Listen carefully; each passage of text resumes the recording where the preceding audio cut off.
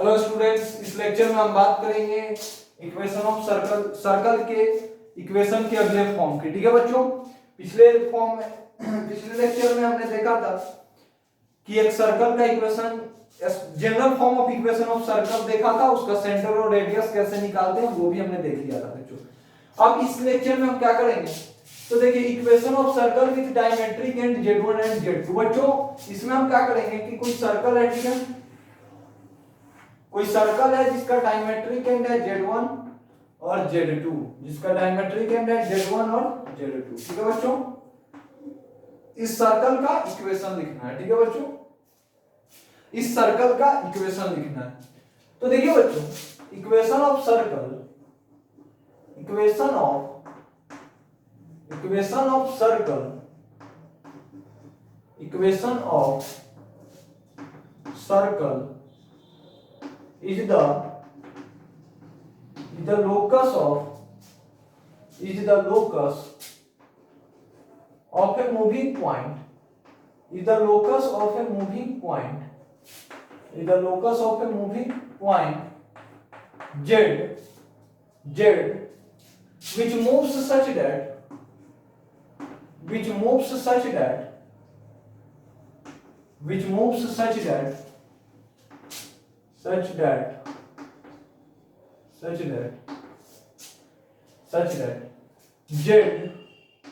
z1 and z2 always forms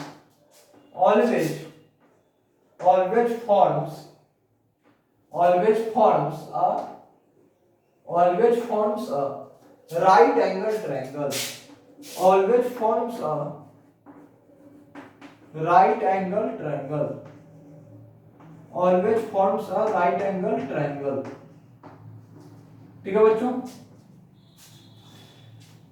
एक circle का जो इक्वेशन है वो एक ऐसे मूविंग पॉइंट z का लोकस है, एक ऐसे मूविंग पॉइंट z का लोकस है जो इस तरह से मूव कर रहा है कि z1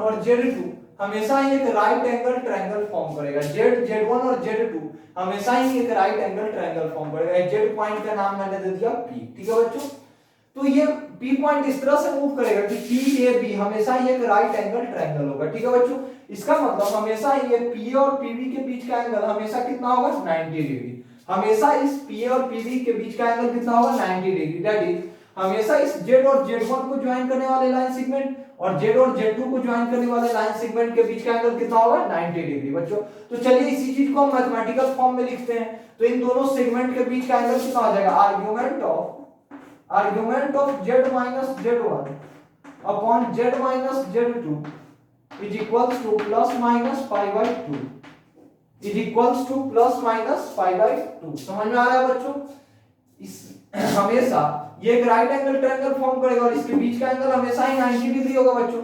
कभी क्लॉकवाइज में भी हो सकता है, कभी एंटी क्लॉकवाइज में भी, तो इसीलिए मैंने प्लस माइनस पाई बाई 2 दे दिया। अच्छा बच्चों देखिए, अगर किसी कॉम्प्लेक्स नंबर का आर्गुमेंट अगर प्लस माइनस पाई बाई 2 है, इसका मतलब वो कॉम्प्लेक्स नंबर प्योरली रियल है। This implies z minus z1 upon z minus z2 is purely real मैंने बोल दिया। अगर argument plus minus pi by 2 है तो इसका मतलब वो कॉम्प्लेक्स नंबर प्योरली इमेजिनरी होगा ना, real by mistake slip of tongue. तो z minus z1 upon z minus z2 is purely imaginary. समझ में आ रहा है बच्चों, इज प्योरली इमेजिनरी। ठीक है बच्चों, अब देखिए अगर ये प्योरली इमेजिनरी है तो आप लोगों को मैंने पहले बताया था कि अगर z कोई प्योरली इमेजिनरी कॉम्प्लेक्स नंबर है तो z प्लस z बार का वैल्यू जो होता है वो कितना हो जाता है, 0। बच्चों ये मैं बता चुका हूं प्रॉपर्टीज ऑफ कॉन्जुगेट में, तो यहां मैं वही चीज अप्लाई कर रहा हूं। z minus z1 upon z minus z2 plus z bar minus z1 bar upon z bar minus z2 bar is equals to 0। ठीक है बच्चों, अब इसको सिंप्लीफाई कीजिए। This is why z minus z1 into z minus z1 into z bar minus z2 bar plus z bar minus, यहां कितना हो जाएगा बच्चों, z bar minus z1 bar, z bar minus z1 bar into z minus z2 into z minus z2 is equals to 0। समझ में आ रहा है बच्चों? ये हो गया हमारा diametric form of equation of circle in complex plane. Diametric form of equation of circle in complex plane क्या हो गया? z minus z1 into z bar minus z2 bar, z minus z1 into z bar minus z2 bar plus z bar minus z1 bar into z minus z2 is equals to 0। समझ में आ रहा है बच्चों? तो इसको भी आप ध्यान में रखिएगा और इसको नोट कीजिए अच्छे से, फिर हम आगे मूव करते हैं।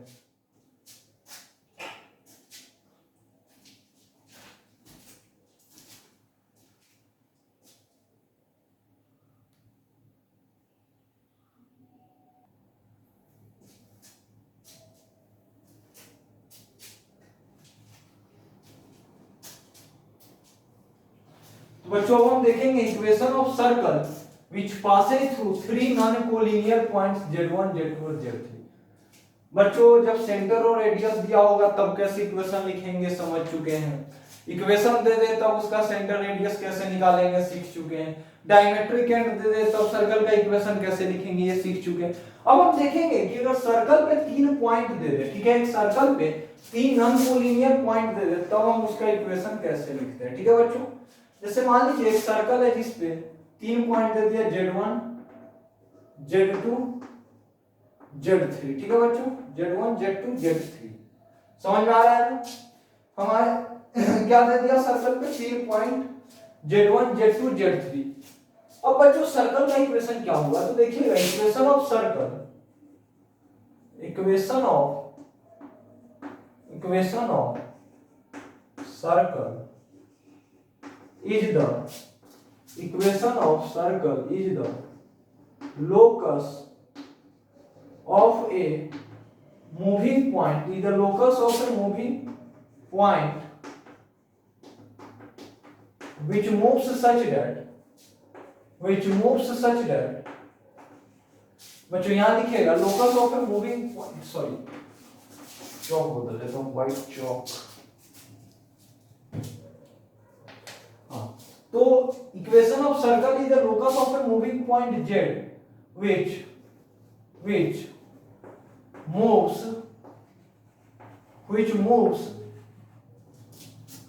such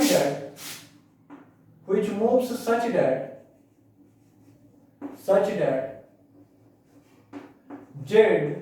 z1 z2 and z3 always forms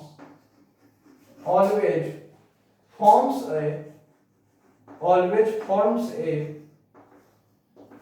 cyclic quadrilateral, always forms a cyclic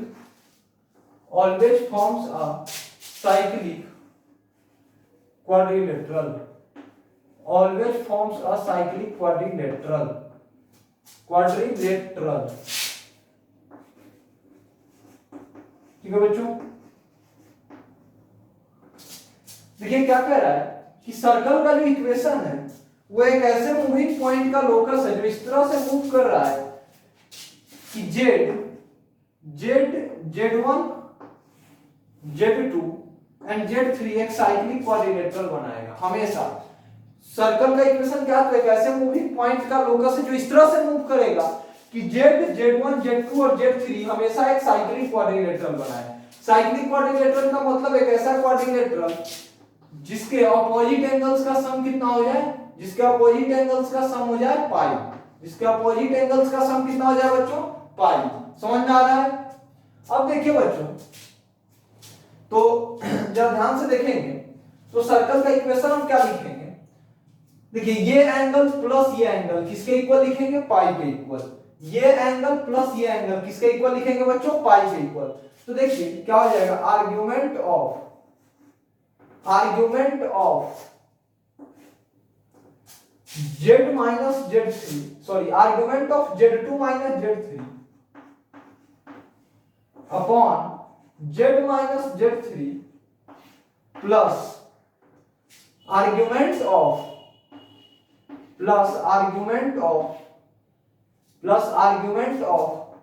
z minus z1 plus argument of z minus z1 upon Z2 minus Z1।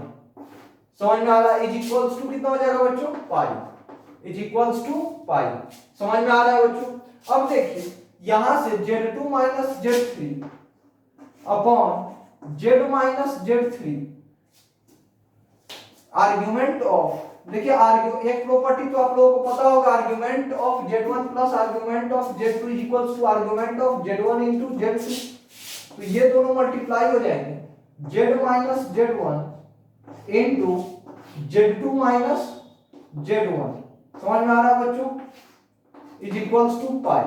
अच्छा बच्चों अब एक बात बताइए, किसी भी कॉम्प्लेक्स नंबर का अगर आर्ग्यूमेंट पाई हो जाए तो क्या होता है? प्योरली रियल होता है। तो यहां से देखिए Z2 minus Z3 upon Z minus Z3 into Z minus Z1 Z minus Z1 upon Z2 minus Z1 is purely real. Is purely real. Is purely real. समझ आ रहा है बच्चों? यहां तक नोट कीजिए, फिर हम इससे आगे मूव करते हैं क्योंकि जगह भर गया। ठीक है, यहां तक नोट कीजिए।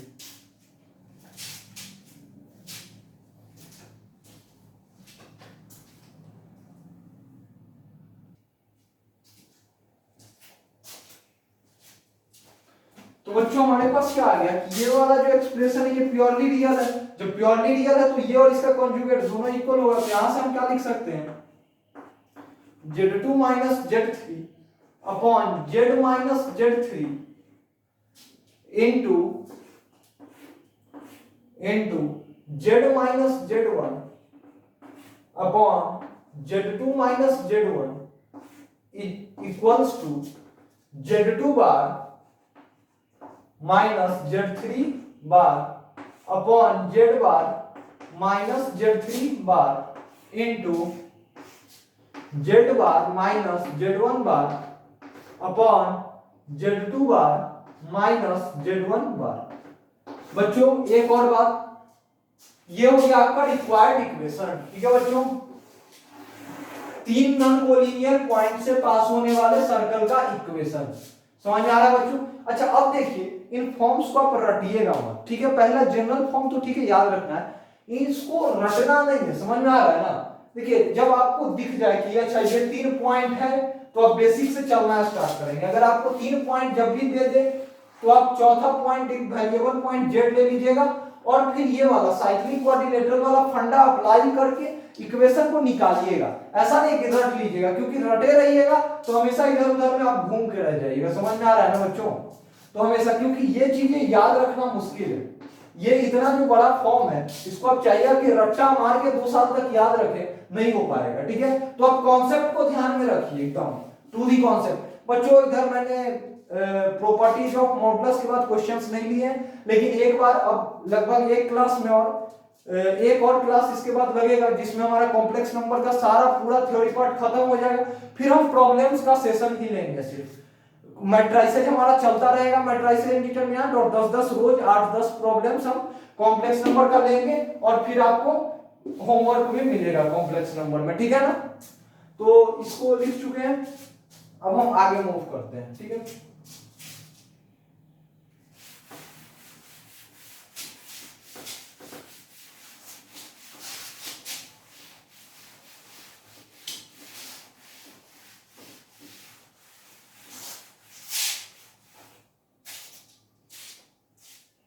चलिए बच्चों तो अब हेडिंग डालिएगा condition 4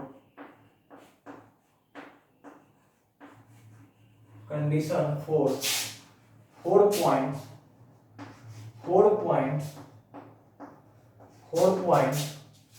Z1, Z2, Z3, Z4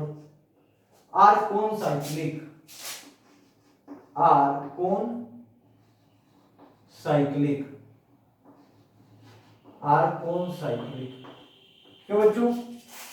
4 point है जो कि एक सर्कल पे लाई कर रहे हैं। ठीक है, तो क्या कंडीशन होगा इन Z1, Z2, Z3 और Z4 में? क्या रिलेशन होना चाहिए कि वो चारों के चारों पॉइंट एक सर्कल पे लाई करे? तो चलिए देखते हैं। चलिए अज्यूम कर लेते हैं कि ये चारों पॉइंट एक ही सर्कल पे, ठीक है। तो क्या कंडीशन होगा इनके बीच का, तो मान लेते हैं Z1 यहाँ है, Z2 यहाँ है, Z3 यहाँ है और Z4 हमारा यहाँ है, ठीक है बच्चों। तो अब Z1 Z2 Z3 Z4 चार पॉइंट्स मिल गए। अब हमको प्रूफ करना है कि सॉरी, अब हमको मैंने मान लिया कि ये चारों पॉइंट एक सर्कल पे, तो क्या कंडीशन आएगा, क्या कंडीशन यहां से डिराइव होगा एक सर्कल पे चारों पॉइंट होंगे। तो बच्चों जैसे ही हम चारों को ड्रॉ करेंगे तो एक जो क्वाड्रिलेटरल बनेगा वो तो साइक्लिक क्वाड्रिलेटरल बनेगा, और साइक्लिक क्वाड्रिलेटरल के अपोजिट एंगल का सम बच्चों क्या होता है, पाई होता है। तो यहां से देखिए बच्चों क्या हो जाएगा, argument of Z4 minus Z1 upon Z2 minus Z1 plus argument of Z2 minus Z3 upon Z4 minus Z3 is equals to pi. This implies बच्चों क्या हो जाएगा, argument of Z4 minus Z1 upon Z2 minus Z1 into Z2 minus Z3 upon Z4 minus Z3 is equals to pi, ठीक है बच्चों। अब इस complex number का आर्गुमेंट आ गया पाई, दिस इंप्लाइज ये क्या होगा, प्योरली रियल। तो Z4 minus Z1 upon Z2 minus Z1 into Z2 minus Z3 upon Z4 minus Z3 is purely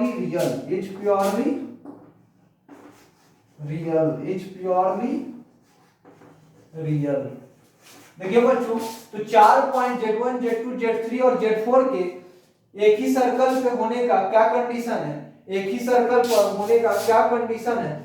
तो देखिए बच्चों, ये वाला जो एक्सप्रेशन लिखा हुआ है ये प्योरली रियल होगा। Z1 Z2 Z3 और Z4 चारों पॉइंट कब कौन साइक्लिक होगा, तो अगर ये एक्सप्रेशन जो है ये प्योरली रियल आ जाए तो। समझ में आ रहा है बच्चों। तो यहाँ पर हमने सर्कल के सारे फॉर्म्स देख लिए, चार पॉइंट के साइक्लिक होने के कंडीशन भी, कौन साइक्लिक होने के कंडीशन भी देख लिए बच्चों। कुछ बच्चों अगर अभी थोड़ा सा कंफ्यूजन भी है ना तो हम आगे क्वेश्चंस करेंगे तो और क्लियर होगा, समझ में आ रहा है ना। मैं शुरू से ही बोलता आया हूं, जब से आप लोगों को पढ़ाया हूं कि क्वेश्चन से बहुत सारी चीजें क्वेश्चन से क्लियर होती है, ठीक है। तो इसको अच्छी तरह से देखिए, अभी जो थ्योरी पार्ट पढ़ा है अच्छे से ध्यान में रखिए ताकि क्वेश्चन के समय डायरेक्ट अप्लाई करें। और कुछ चीजें क्वेश्चन में मैं आपको एडिशनल बताऊंगा भी, और कुछ चीजें आपको एलोबरेट खुद भी सोच पाइएगा, क्वेश्चन के थ्रू कुछ और क्लियर होंगे, ठीक है। तो यहां तक नोट कीजिए। अब कुछ स्टैंडर्ड हम लोकस देख लेते हैं, ठीक है। चलिए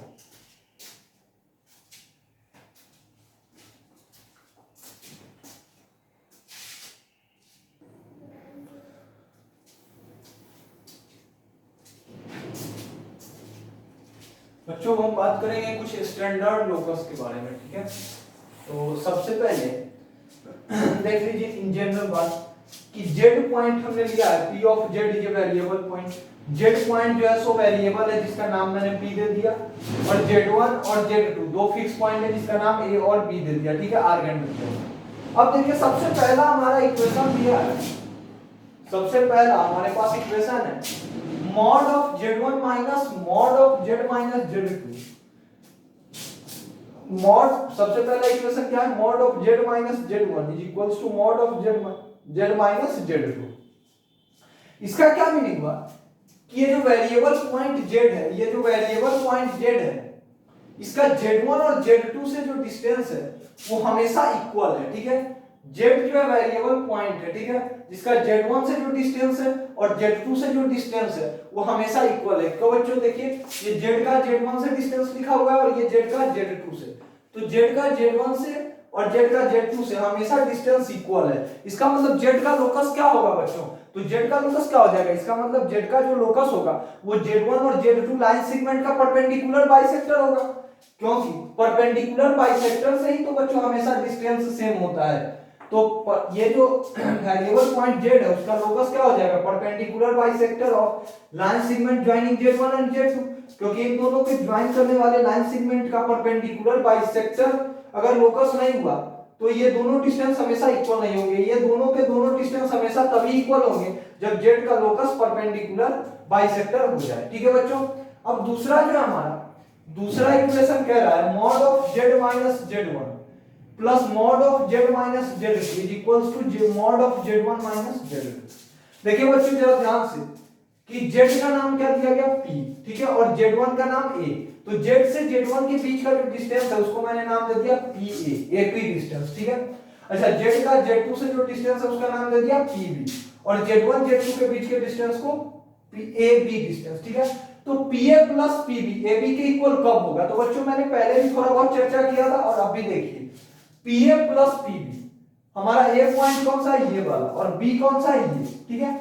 देखिए बच्चों pa प्लस pb ab के इक्वल कब होगा? जब p पॉइंट इस ab लाइन सेगमेंट के अंदर हो, ठीक है। जब ab, देखिए एक चीज तो क्लियर है कि pa प्लस pb तभी ab के इक्वल होगा जब pa और b तीनों कोलिनियर हो, लेकिन साथ ही साथ इस AB लाइन सेगमेंट के अंदर होना चाहिए P, ठीक है। अगर बाहर हो गया, देखिए अगर P कहीं यहां हो गया तो PA प्लस PB जो है AB से ज्यादा हो जाएगा, AB से बहुत ज्यादा हो जाएगा।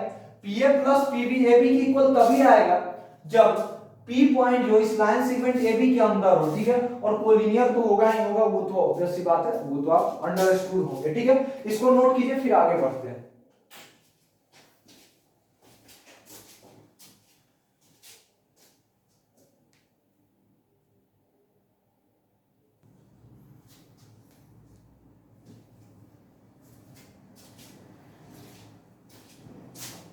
देखिए बच्चों तीसरा इक्वेशन है हमारा mod of z minus z1 minus mod of z minus z2 is equals to mod of z1 minus z2। ये डिस्टेंस क्या हो गया? pa, ये क्या हो गया? pb, और ये ab। तो यहां देखिए इक्वेशन क्या आया? pa minus pb is equals to ab। बच्चों pa माइनस pb ab के इक्वल कब होगा? तो सबसे पहला कंडीशन कि pa और b कोलिनियर होने चाहिए, ठीक है, वो आप अंडरस्टूड होंगे पहले से, ठीक है। लेकिन साथ ही साथ P पॉइंट का लोकस कहां होगा ताकि PA और B जो है हमेशा ये रिलेशन सेटिस्फाई करे, ठीक है। P पॉइंट का लोकस बताना है जिसके लिए PA माइनस PB हमेशा AB के इक्वल होना चाहिए। देखिए बच्चों अब अगर हम बीच में लेते हैं P यहां, तो PA माइनस PB जो है वो AB के इक्वल कभी भी नहीं आएगा, ठीक है। बच्चों अगर इधर हम लेते हैं पॉइंट, इधर लेते हैं, तो देखिए PA छोटा हो जाएगा और PB बड़ा हो जाएगा और PA माइनस PB निगेटिव हो जाएगा, लेकिन AB हमेशा पॉजिटिव है, तो निगेटिव और पॉजिटिव कभी इक्वल होगा नहीं, तो इधर लेने पर भी PA माइनस PB AB के इक्वल नहीं होगा। लेकिन बच्चों अगर हम इस लाइन सेगमेंट के इधर ले, ये वाला इधर वाला पोर्शन ले, तो इधर अगर हम कहीं भी पॉइंट ले तो PA माइनस PB जो है हमेशा AB के इक्वल होगा, ठीक है। तो यहां से हमारा कंक्लूजन निकल रहा है कि अगर ये इक्वेशन है, ठीक है, तो हर हाल में Z को यानी कि पॉइंट P को AB लाइन सेगमेंट के बाहर होना होगा, AB लाइन सेगमेंट के राइट साइड होना होगा, तभी जाके ये इक्वेशन सेटिस्फाई करेगा। दैट इज Z1 और Z2 को ज्वाइन करने वाला जो लाइन सेगमेंट है Z पॉइंट उस लाइन सेगमेंट के बाहर होना चाहिए और राइट साइड में होना चाहिए, ठीक है। लेफ्ट साइड में होगा तभी ये कंडीशन सेटिस्फाई नहीं हो पाएगा। अब बच्चों चौथा है कि इसी एक्सप्रेशन पे मॉड लगा दिया गया, ठीक है, इसी एक्सप्रेशन पे मॉड लगा दिया गया। अब क्या बच्चों कि ये वाला कंडीशन तो सेटिस्फाई होगा ही होगा, PA माइनस PB AB के इक्वल तो होगा ही होगा क्योंकि ये पहले से पॉजिटिव आ रहा था। लेकिन अब ये वाला जो पार्ट निगेटिव आ रहा था, इधर पॉइंट लेने पे क्या होता था, इस केस में इधर पॉइंट ले रहे थे तो निगेटिव आ जा रहा था PA माइनस PB, लेकिन अब मॉड लगा दिया गया, तो मॉड लगाने के बाद अब ये भी पॉजिटिव हो गया, ठीक है। तो पॉजिटिव पॉजिटिव के इक्वल हो सकता है, तो बच्चों अब ये वाला पोर्शन भी हम Z के लोकस में इंक्लूड कर सकते हैं, ठीक है।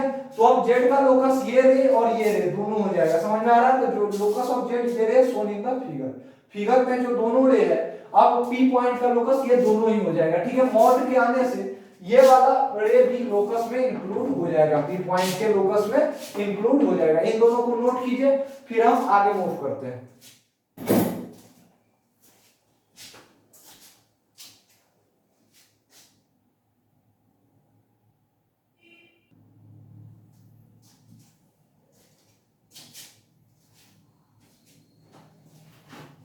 देखिए बच्चों इस प्रॉपर्टी को जानने से पहले हम थोड़ा सा इलिप्स को रिवाइज कर लेते हैं, ठीक है। बच्चों इलिप्स क्या होता था? सबसे पहले आपको इलिप्स का एक डेफिनेशन भी मैंने लिखाया था कि ellipse is the locus of a moving point which moves such that its distance, the sum of its distance from two fixed point is always constant। मैंने बताया था कि बच्चों इलिप्स एक ऐसे मूविंग पॉइंट का लोकस होता है जिसका दो फिक्स पॉइंट से जो डिस्टेंस होता है, जिसका दो पॉइंट से, दो फिक्स पॉइंट से, लोकस एक ऐसे इलिप्स एक ऐसे मूविंग पॉइंट का लोकस है जिसका दो फिक्स पॉइंट से डिस्टेंस का सम हमेशा कांस्टेंट होता है। समझ में आ रहा है बच्चों? pa plus pb is equals to constant, ठीक है। और साथ ही वो जो कांस्टेंट होता है वो ग्रेटर देन ab होता है, ग्रेटर देन ab, ठीक है। मैंने ये बताया था। साथ ही साथ ये जो दो फिक्स पॉइंट a और b होते हैं, a और b, ये क्या कहलाते हैं? फोकी। a and here a and b, a comma b are ellipse, foci of ellipse, foci of ellipse, foci of ellipse। साथ ही बच्चों एक और चीज आपके ध्यान में होगा कि इसेंट्रिसिटी क्या होता था? इसेंट्रिसिटी, तो बच्चों इसेंट्रिसिटी होता था ऑरिजिन से लेकर के, यानी कि मेजर एक्सिस के मिड पॉइंट से लेकर के फोकी के बीच का, किसी एक फोकी के बीच का डिस्टेंस, यानी कि OP अपॉन, मान लीजिए इस पॉइंट का नाम मैंने R दे दिया, तो OP अपॉन OR होता था। समझ में आ रहा है? एक फोकी के ओरिजिन से एक फोकी का डिस्टेंस अपॉन ओरिजिन से एक वर्टिसेज का डिस्टेंस, ठीक है बच्चों। अब इसमें देखिए हम 2 2 लगा दो ऊपर नीचे, तो बच्चों ये वाला जो है AB का मिड पॉइंट ओरिजिन होता था, तो ये 2OP किसके इक्वल हो जाता था? AB के इक्वल, ठीक है, AB। और इस पॉइंट को अगर हम R डैश मान ले, R डैश, तो AB 2OR किसके इक्वल हो जाता था? R डैश के इक्वल। अच्छा बच्चों आपको पता होगा कि ये जो R डैश के बीच का जो डिस्टेंस है ये हमेशा PA प्लस PB के इक्वल होता था। समझ में आ रहा है? AB upon PA plus PB, PA plus PB के इक्वल होता था। समझ में आ रहा है बच्चों? PA प्लस PB के इक्वल होता था। समझ में आ रहा है? चलिए अब हम आते हैं इधर, तो जरा ध्यान से देखिए कि क्या दिए हुए हैं यहाँ पे, z minus z1 plus mod of z minus z2 is equals to k which is greater than mod of z1 minus z2। बच्चों अगर हम z को p नाम दिए हुए और z1 को a, तो ये डिस्टेंस कितना लिखा हुआ है? AP डिस्टेंस, ठीक है। और ये z माइनस z2 का मॉड कौन सा डिस्टेंस होगा? pb। ये pa प्लस pb किसके इक्वल है? कांस्टेंट k के इक्वल है, जो कांस्टेंट z1 z2 के बीच के डिस्टेंस से बड़ा है, यानी कि k ग्रेटर देन ab है, ठीक है बच्चों। तो देखिए यहां से पॉइंट P का लोकस, यानी कि Z का लोकस क्या हो जाएगा बच्चों? तो देखिए Z का लोकस ऑब्वियस सी बात है एक इलिप्स हो जाएगा, क्योंकि अभी मैंने बताया दो फिक्स पॉइंट से डिस्टेंस का सम अगर कांस्टेंट है तो उस वेरिएबल पॉइंट का लोकस इलिप्स हो जाता है, ठीक है। जिसका फोकी क्या होगा? वो दोनों फिक्स पॉइंट, यानी कि Z1 और Z2, ठीक है बच्चों। अब इसेंट्रिसिटी की बात कर ले, तो इसेंट्रिसिटी क्या होता था? तो AB दोनों फोकी के बीच का distance upon PA upon plus PB, दोनों फोकी के बीच का distance upon PA plus PB। तो बच्चों यहां देखिए दोनों फोकी के बीच का डिस्टेंस कितना हो जाएगा? तो mod of z1 minus z2, और देखिए और PA प्लस PB की जगह कितना आ जाएगा? Mod of z minus z1 plus mod of z minus z2, यानी कि इसके इक्वल, और ये किसके इक्वल दिए हुए हैं? k। तो देखिए यहां से इसेंट्रिसिटी कितना आ गया? Mod of z1 minus z2 upon k। क्यों? क्योंकि इसका वैल्यू k दिए हुए, ठीक है बच्चों। तो इसको अच्छे से ध्यान दीजिए, नोट कीजिए और एनालाइज कीजिए।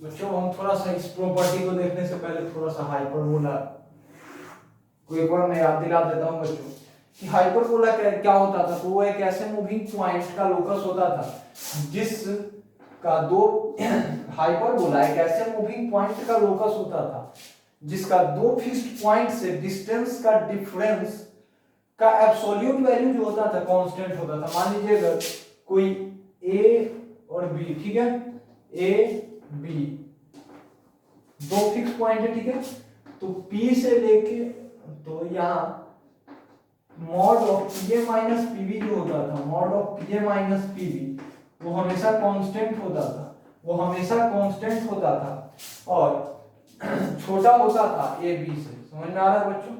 और छोटा होता था AB से। बच्चों हाइपरबोला क्या होता था, तो एक ऐसे मूविंग पॉइंट का लोकस होता था जिसका दो फिक्स पॉइंट से जो डिस्टेंस के डिफरेंस का मैग्नीट्यूड था वो क्या होता था, कांस्टेंट होता था, और वो कांस्टेंट दोनों फिक्स पॉइंट के बीच के डिस्टेंस से छोटा होता था। समझ में आ रहा है बच्चों? अब देखिए इस हाइपरबोला का फोकी क्या हो जाता था, तो ये दोनों फिक्स पॉइंट ए और बी, फोकी क्या होता था, ए एंड बी। अच्छा बच्चों अब देखिए इसेंट्रिसिटी के बारे में बात कर ले। इसेंट्रिसिटी, तो इसेंट्रिसिटी क्या होता था बच्चों, तो इसेंट्रिसिटी हो जाता था हमारा ओरिजिन से लेके किसी एक फोकी तक का डिस्टेंस। मान लीजिए ये ओरिजिन, तो OB अपॉन इसको मैं मान लिया P और इसको P डैश, तो OB upon OP dash, sorry P और P नहीं, R और R डैश मान लीजिए, तो R और इसको मान लिया R डैश, तो OR डैश हो जाता था। ठीक है बच्चों? अब मैं इसी को डबल कर दूं तो ये कितना हो जाता था बच्चों, देखिए AB अपॉन R डैश। ठीक है बच्चों? अच्छा R डैश का वैल्यू क्या होता था बच्चों, तो R से लेके R डैश तक का जो वैल्यू होता था वो PA माइनस PB के मॉड के इक्वल होता था, यानी कि कांस्टेंट K के इक्वल, तो AB अपॉन K। ठीक है बच्चों? अब देखिए हम यहां बात करते हैं छठा प्रॉपर्टी, छठा इक्वेशन देखिए क्या है, mod of z minus z1 minus mod of z minus z2 is equals to k is equals to constant and less than mod of z1 minus z2। ठीक है बच्चों? तो ये वही फॉर्म है कि mod of pa minus pb is equals to constant and it is less than ab। ठीक है? तो यहां से देखिए तो पॉइंट p का लोकस क्या हो जाएगा बच्चों, हाइपरबोला हो जाएगा, यानी कि z का लोकस एक हाइपरबोला हो जाएगा, और फोकी क्या हो जाएगा, z1 और z2, और इसेंट्रिसिटी क्या हो जाएगा बच्चों, तो देखिए दोनों फिक्स पॉइंट के बीच का डिस्टेंस न्यूमरेटर में, यानी कि mod of z1 minus z2, दोनों फोकी के बीच का डिस्टेंस न्यूमरेटर में, यानी कि mod of z1 minus z2, और डिनोमिनेटर में क्या हो जाएगा, तो pa माइनस pb के मॉड का वैल्यू, pa माइनस pb के मॉड का वैल्यू। समझ में आ रहा है बच्चों? तो यानी कि mod of z minus z1 minus mod of z minus z2 that is equals to k। तो इसेंट्रिसिटी कितना होगा, mod of z1 minus z2 upon k। ठीक है बच्चों? इसको भी नोट कीजिए, फिर अगले प्रॉपर्टी पे मूव करते हैं।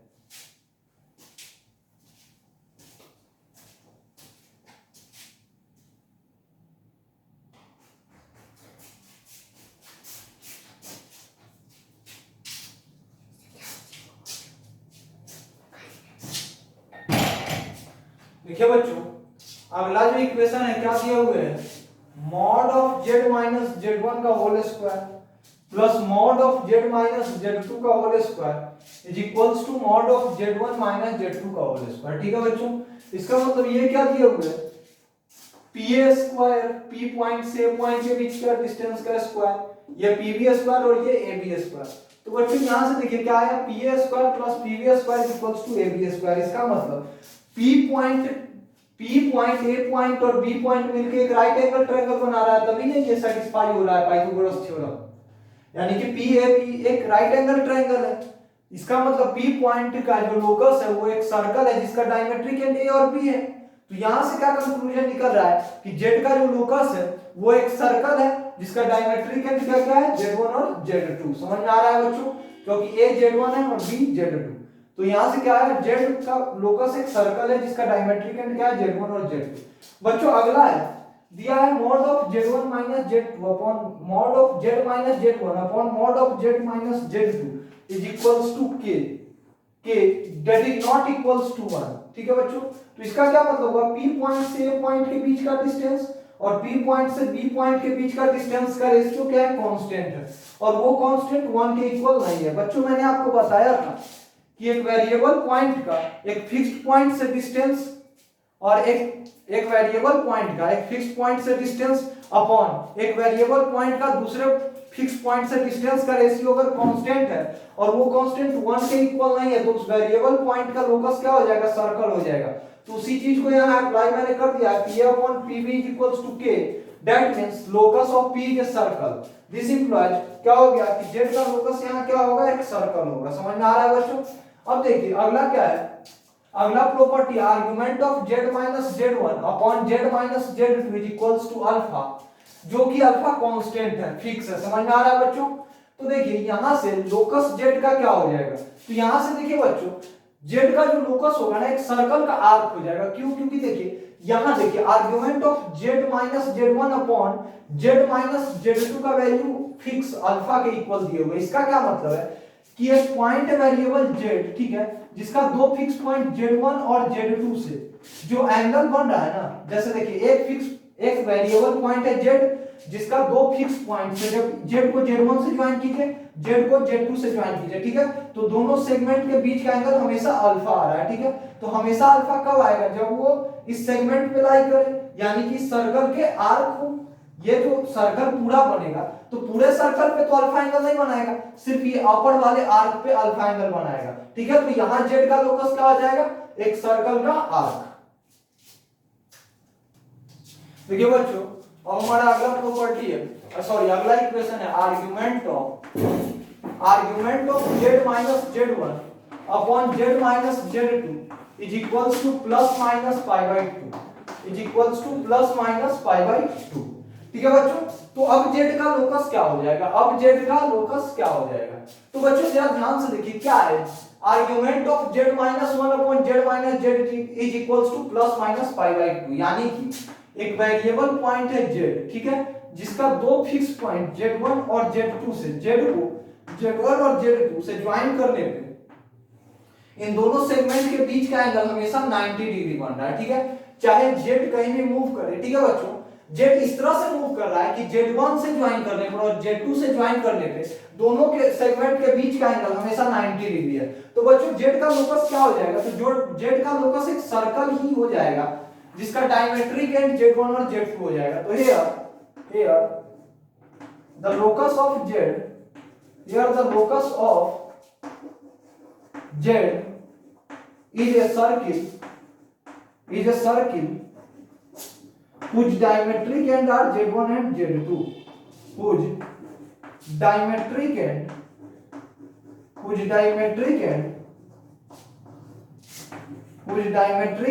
are z1 and z2। समझ में आ रहा है बच्चों?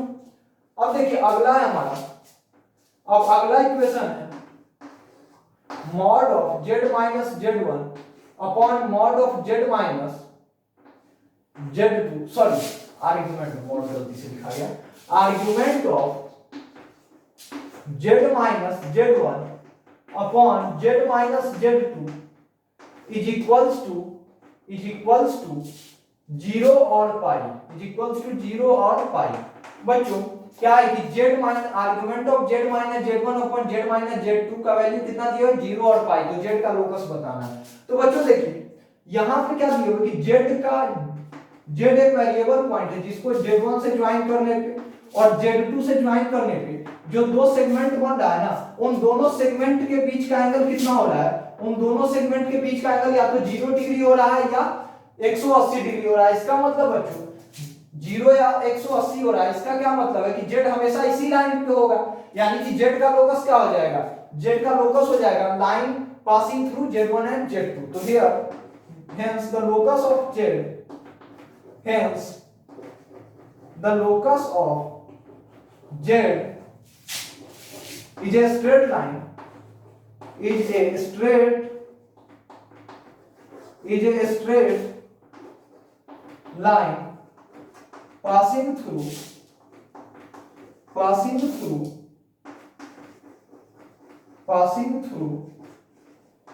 z1 and z2, passing through z1 and z2, ठीक है बच्चों।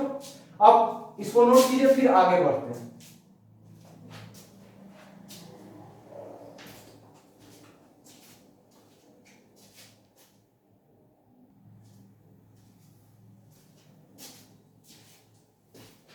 देखिए बच्चों ये जो इक्वेशन है हमारा, ठीक है, ये क्या कह रहा है बच्चों, देखिए ये लिखा हुआ है z माइनस z नॉट, तो एक वेरिएबल पॉइंट है z जिसका एक फिक्स्ड पॉइंट z नॉट से डिस्टेंस लिखा हुआ है, ठीक है, और ये लिखा हुआ है alpha bar mod of alpha bar z, ये मॉड सिर्फ ऊपर रखिए क्योंकि नीचे तो 2 into मॉड ऑफ अल्फा लिखा ही हुआ है, तो mod of alpha bar z plus alpha bar Z plus alpha Z bar plus R का mod upon 2 into mod of alpha. जरा ध्यान से देखिए, तो ये जो एक्सप्रेशन लिखा हुआ है ना, ये पूरा का पूरा ये एक्सप्रेशन है एक वेरिएबल पॉइंट जेड का एक line alpha bar Z plus alpha Z bar plus R से डिस्टेंस, ठीक, इज इक्वल्स टू 0 से डिस्टेंस। ठीक है बच्चों, ये जो पूरा का पूरा एक्सप्रेशन है ये इस जेड पॉइंट का इस लाइन से डिस्टेंस लिखा हुआ है। ठीक है बच्चों, तो देखिए एक पॉइंट से एक पॉइंट के बीच का डिस्टेंस और एक पॉइंट का एक लाइन से डिस्टेंस जो है वो इक्वल आ रहा है। ठीक है बच्चों, एक वेरिएबल पॉइंट का एक फिक्स पॉइंट से डिस्टेंस और एक वेरिएबल पॉइंट का एक फिक्स्ड लाइन से डिस्टेंस क्या आ रहा है, दोनों इक्वल आ रहा है। ठीक है बच्चों, तो इसका मतलब इस वेरिएबल पॉइंट का लोकस क्या हो जाएगा, hence the locus of Z is a parabola, is a parabola. बच्चों पैराबोला में ही तो होता था एक पॉइंट का एक वेरिएबल पॉइंट का एक फिक्स्ड पॉइंट से डिस्टेंस और एक वेरिएबल पॉइंट का एक फिक्स्ड लाइन से डिस्टेंस, दोनों इक्वल तो पैराबोला में ही होता था। तो यहाँ जेड का लोकस क्या आ गया, पैराबोला। अच्छा, इस पैराबोला का फोकस क्या हो जाएगा बच्चों, तो फोकस हो जाएगा, focus is Z naught and directrix is